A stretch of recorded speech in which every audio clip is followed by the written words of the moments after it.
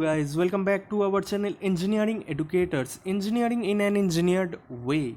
Before start, I would like to request you all like, share and subscribe to our channel and don't forget to press the bell icon.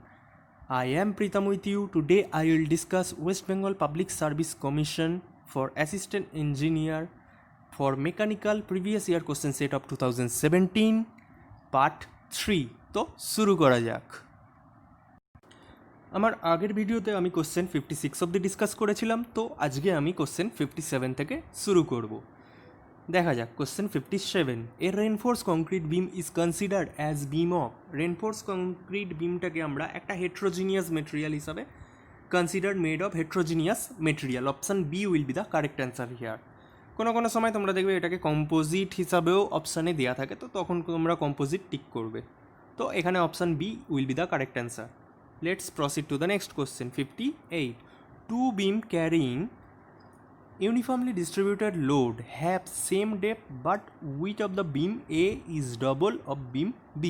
The ratio of elastic strength of beam A to that of beam B. তো এখানে আমরা দেখতে পাচ্ছি সমস্ত কিছুই same থাকছে, শুধু বিমের উইথটা চেঞ্জ হচ্ছে। তো অ্যাকর্ডিং টু দ্য ফর্মুলা, আমরা ফর্মুলা অনুযায়ী জানি সিগমা বাই ওয়াই সমান এম বাই আই। আইটা হচ্ছে ইনার্সিয়া, এমটা হচ্ছে মুভমেন্ট, অ্যান্ড সিগমাটা আমরা জানি it's stress, or in that case it's strength, maximum stress that a material can withstand, that is actually the strength. Here sigma is treat as strength. তো দেখা যাক। তো for rectangular cross section আমরা এখান থেকে আমরা আবার লিখতে পারি সিগমা সমান M by I by Y, এটা আমরা লিখতে পারবো। তো আবার আমরা জানি for rectangular cross section I by ওয়াইটাকে আমরা লিখতে পারি 1/12 আই বাই ওয়াই ভ্যালুটা বি ডি স্কোয়ার, এটা লিখতে পারি। তো এখানে বিটাই শুধু চেঞ্জ হচ্ছে, ডি ডেপটা চেঞ্জ হচ্ছে না, শুধু উইথটা চেঞ্জ হচ্ছে বলেছে। তো উইথটাকে আমরা ভ্যারি করে দেখবো ভ্যালুটা কত আসবে। তো sigma A by sigma B দেখা যাক। তো ultimately sigma A divide sigma B will be, ফার্স্টে এটা হবে B of A divide B of B, এটা আসবে অ্যাকর্ডিং টু দ্য ফর্মুলা। তো উইথটা এর কেসে বি থাকছে আর বি এর কেসে এটা উইথটা ডবল হয়ে যাচ্ছে, 2b হয়ে যাচ্ছে। তো এখানে বি ক্যান্সেল আউট হয়ে যাবে, ultimately answer will be half. So option B will be the correct answer here for question 58. তো let's proceed to the next question. পরের কোশ্চেন দেখা যাক 59. The phenomena under which the strain of a material varies at constant stress is known as. এটাকে creep বলা হয়। যখন দেখো এখানে যখন স্ট্রেসটা কনস্ট্যান্ট থাকছে, স্ট্রেসটা কী থাকছে কনস্ট্যান্ট, আর ভ্যারি কোনটা করছে স্ট্রেংথটা, তো সেইটাকে আমরা ক্রিপ বলি, সবসময় মনে রাখবে অপশান বি। তো দেখা যাক হোয়াট ইজ ক্রিপ অ্যাকচুয়ালি। তো ক্রিপটাকে বোঝার জন্য একটা ডায়াগ্রাম দেখো। ধরো এটা কোনো বার, একটা ভার্টিক্যালি বারটা কোনো একটা সাপোর্ট, ফিক্স সাপোর্ট থেকে এটা টুয়ার্ডস, এটা ভার্টিক্যালি সাপোর্ট থেকে ঝুলছে। তো এখানে একটা ওয়েট আছে ধরো ডব্লু। এই ওয়েটটা দেওয়ার জন্য, এই ডব্লু ওয়েটটা দেওয়ার জন্য এটার কিছু ইলংগেশান হবে। তো ধরো এই ডিএল পর্যন্ত এটার একটা ইলংগেশান হলো ডিএল। তারপরও এটাকে এইভাবেই রেখে দাও। রেখে দেওয়ার কিছু টাইম পরে ধরো টি টাইম থেকে টি1 টাইম, ধরো সাম টাইম টি1 সেকেন্ড পর তোমরা এটা দেখতে পাবে এটা আরেকটু ইলংগেশান হয়েছে। কিছু টাইম যাওয়ার পর তোমরা অবজার্ভ করবে যে এটা আরও ইলংগেশান হয়েছে, নতুন ইলংগেশান ধরো ডেল এল 1 হয়েছে। তো এই ফেনোমেননটা, এটা অ্যাকচুয়ালি ডিউ টু ক্রিপ। এই ফেনোমেননটা হয় ক্রিপের জন্য। গ্র্যাজুয়ালি এর ডিফরমেশনটা ইনক্রিজ করতে থাকে আন্ডার এ সার্টেন লোড। এই জিনিসটা, এই ফেনোমেননটাই হচ্ছে ক্রিপের জন্য। তো এবার ক্রিপটাকে যদি আমরা বলি, ক্রিপটাকে আমরা কী উপায়ে, ক্রিপটা কী দ্বারা ইনফ্লুয়েন্স হতে পারে। তো ফার্স্ট জেনে রাখবে ক্রিপটা সবসময়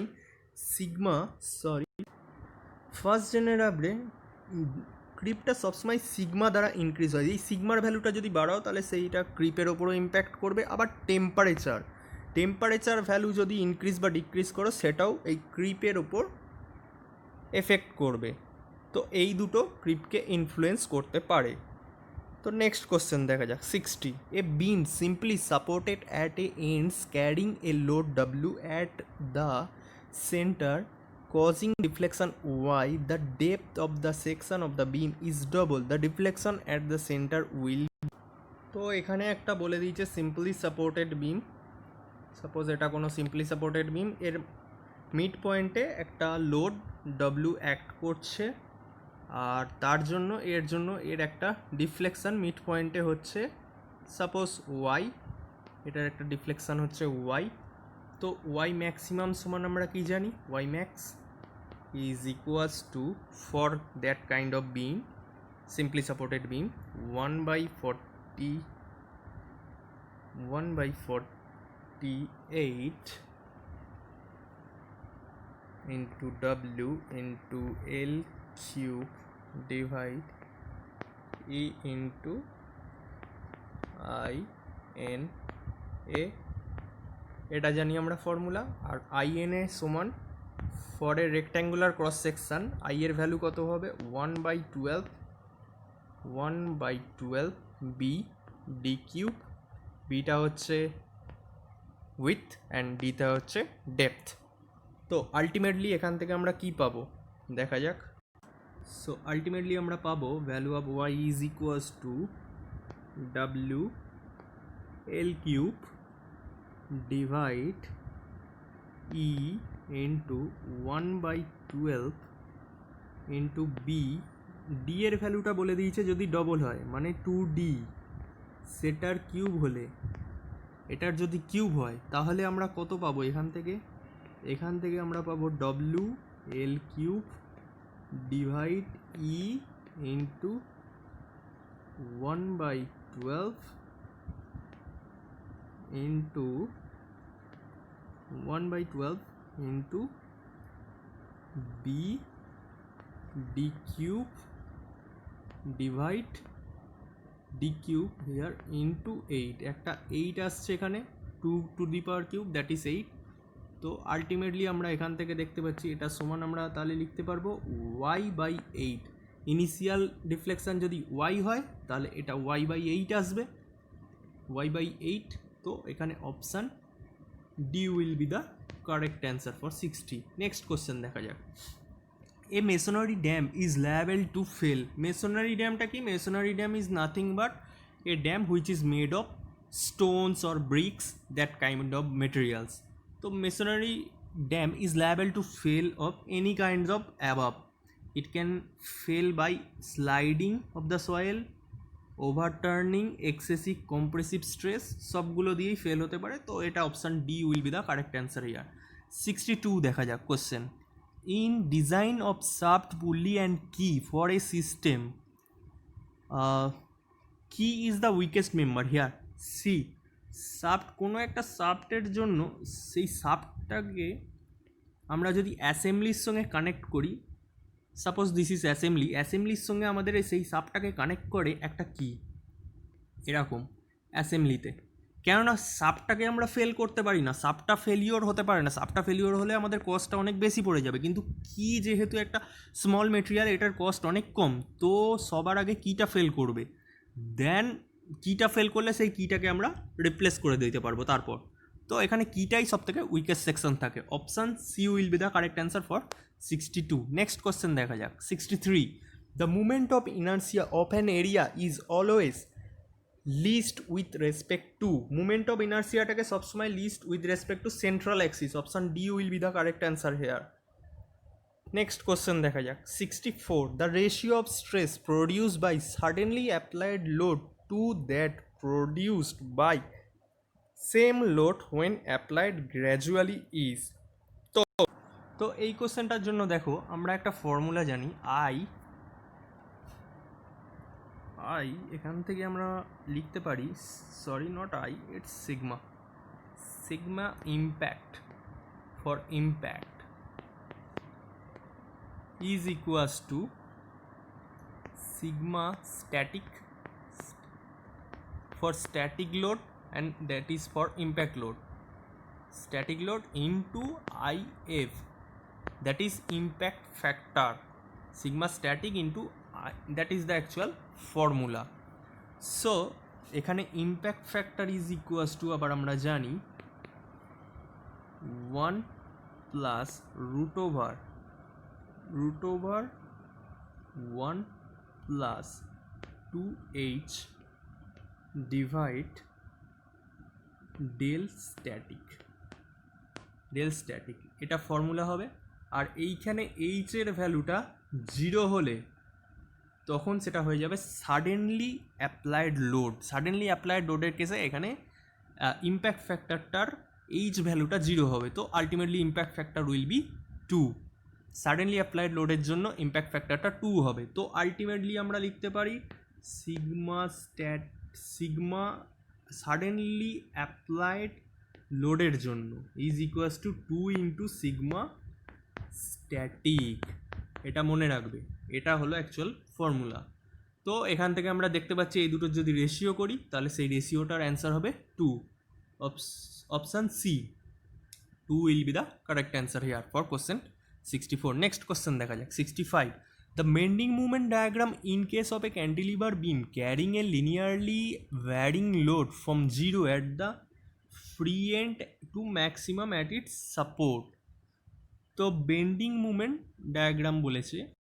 তো ফিগারটা দেখো, এটা বলে দিয়েছে একটা সিম্পল ক্যান্টিলিভার বিম, এইটা ইউনিফর্মলি ভ্যারিং লোড এর ওপর অ্যাক্ট করছে, এখানে maximum shear force at the fixed end, আর এইখানে হচ্ছে 0 শিয়ার ফোর্স ইস, এখানে 0 লোড, কোনো লোড থাকছে না, এটা হবে বেন্ডিং মুভমেন্ট।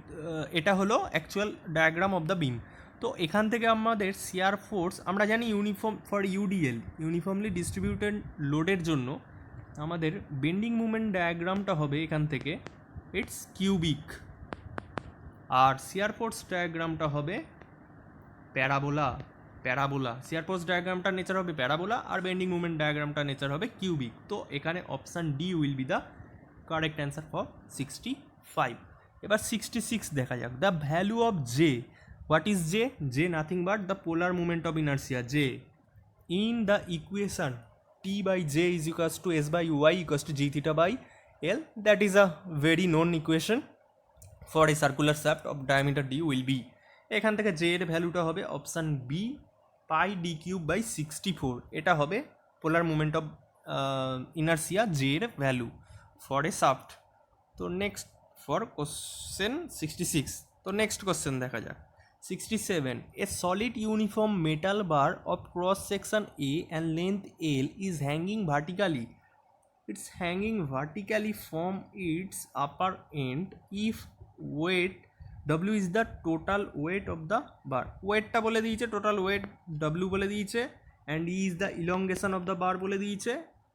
আর তো এখান থেকে elongation for bar due to self ওয়েটের জন্য DL আমরা জানি, DL ভ্যালুটা is equals to option A WL by 2AE। এগুলো জাস্ট ফর্মুলা বেসড কোশ্চেন। তো DL is equals to 2L by 2AE, option A will be the correct answer. এটাকে আমরা ডিরাইভও করতে পারি এই ফর্মুলাটাকে। সো নেক্সট কোশ্চেন দেখা যাক 68। For punching a hole of 20 millimeter diameter in a plate 20 millimeter thick, if the shear stress of the plate is 30 kg per millimeter square, the force required will be, তো এখান থেকে আমরা কি জানি, force required will be কত হবে, টাও into that effective area. তো এটা একটা যেহেতু সিলিন্ডার বলেছে, সিলিন্ড্রিক্যাল হোল হবে একটা, তো এর এফেক্টিভ এরিয়া কত হবে, এই সারফেস অফ দ্য সিলিন্ডারটা হবে, মানে এখান থেকে টাওয়ের ভ্যালু আমরা জানি, শিয়ার ফোর্সের shear stress, value of shear stress এখানে বলে দিয়েছে 30 কেজি ইন্টু 30 কেজি পার মিলিমিটার স্কোয়ার ইন্টু এর ডায়ামিটার, এখান থেকে এর এরিয়াটা কত হবে, pi into D into T thickness. তো এখান থেকে আলটিমেটলি আমরা লিখতে পারবো 30 ইন্টু পাই ইন্টু ডি কত বলেছে 20 মিলিমিটার ইন্টু টি কত বলছে, টিটাও 20 মিলিমিটার। এটাকে সলভ করলে আলটিমেটলি আমরা কত পাবো, এটাকে যদি আমরা সলভ করি তাহলে আমরা ভ্যালু যেটা পাবো সেটা হলো 37,699.11 কেজি। এই ভ্যালুটা পাবো।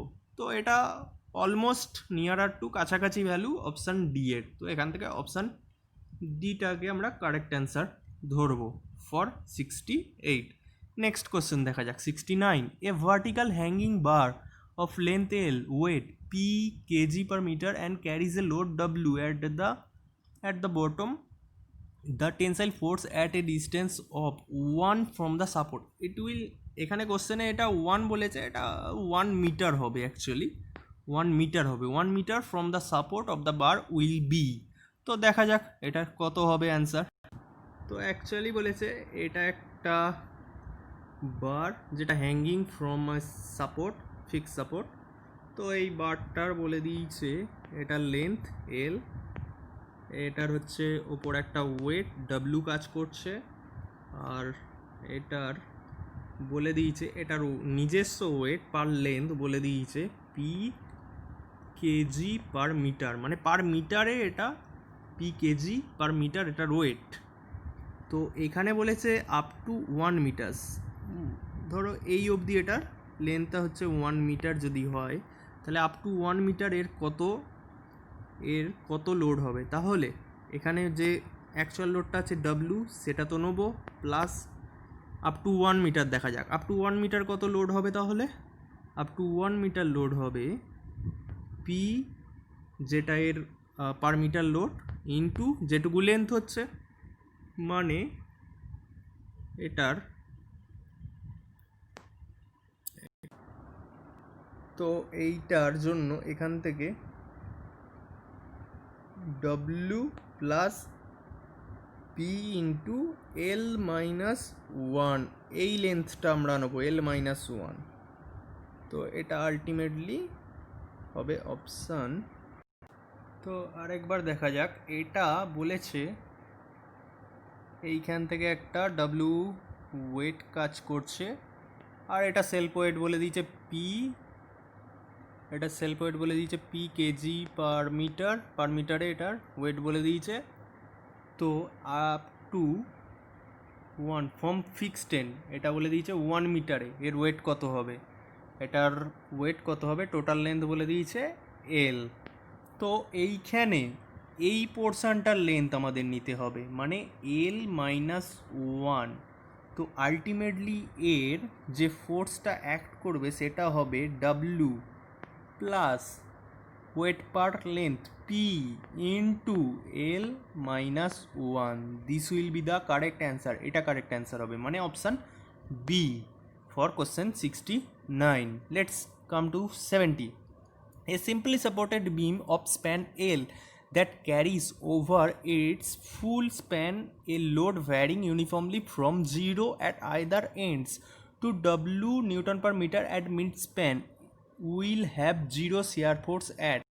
তো এখানে সিম্পলি বলে দিয়েছে একটা সিম্পলি সাপোর্টেড বিম আছে এরকম, তো এইটার মিড স্প্যান অবধি এরকম একটা ইউডিএল কাজ করছে, ইউনিফর্মলি ডিস্ট্রিবিউটেড লোড ইউডিএল, যার ম্যাক্সিমাম লোড বলে দিয়েছে ডব্লিউ নিউটন পার মিটার, আর এইটার লেন্থটা বলে দিয়েছে এল বাই টু, লেন্থটা এল বাই টু, টোটাল লেন্থটা হচ্ছে এল, টোটাল লেন্থটা বলে দিয়েছে এল,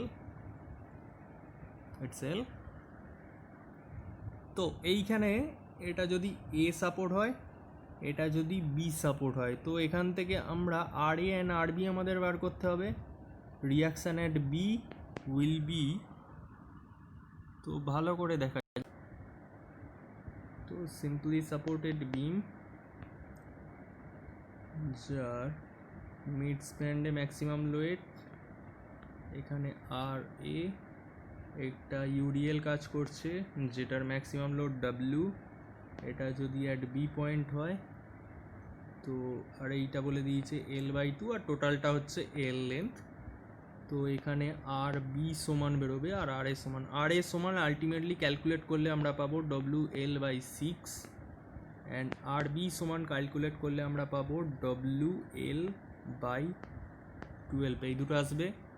তো এখান থেকে আমাদের শেয়ার ফোর্স বার করতে হবে, তো share force for x x, late suppose at x পজিশনে শেয়ার ফোর্সটা 0 হবে, তো এক্সের জন্য শেয়ার ফোর্সটা আমাদের আসবে WL/6 minus 2W(x²) divide 2L, এটা আসবে 2 ক্যান্সেল আউট হয়ে যাবে, ইকুয়ালস টু 0 হবে।